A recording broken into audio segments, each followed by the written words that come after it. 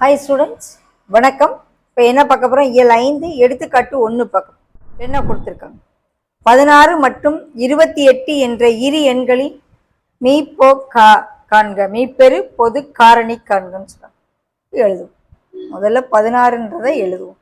16 2 into 2 into 2 into 2 2 4 4 2 8 8 2 16 பகா காரணியாகத்தான் பிரிக்கணும். 28 2 into 2 into 7ன்னு பிரிக்கலாம். 2 4 4 28.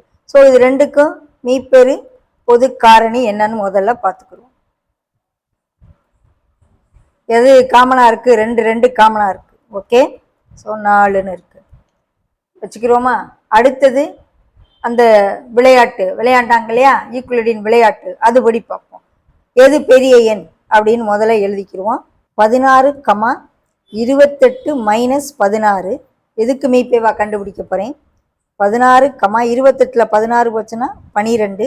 இப்போ 16க்கும் 12க்கும் மீப்பெரு பொது காரணி கண்டுபிடிப்போம். இது ஆல்ரெடி நம்ம எழுதி வச்சுருக்கோம். இதுக்கு 2 இன்ட்டு 2 இன்ட்டு 3. இப்போ இந்த ரெண்டுக்கும் 16, 28 மைனஸ் 16க்கு மீப்பெரு பொது காரணி பார்க்க போகிறோம்.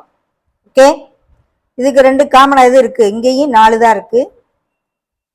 மீப்பெரு பொது காரணி இஸ் ஈக்குவல் டு 2 இன்ட்டு 2 4ன்னு இருக்குது. சமமாக இருக்கா? ஸோ அந்த இதை பயன்படுத்தி நம்ம செக் பண்ணி பார்க்குறோம். ஸோ மீப்பெரு பொது காரணி 4.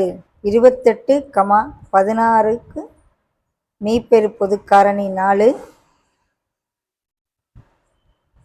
அதே போல் 16, 28 மைனஸ் 16க்கு மீப்பெரு பொது காரணி 4.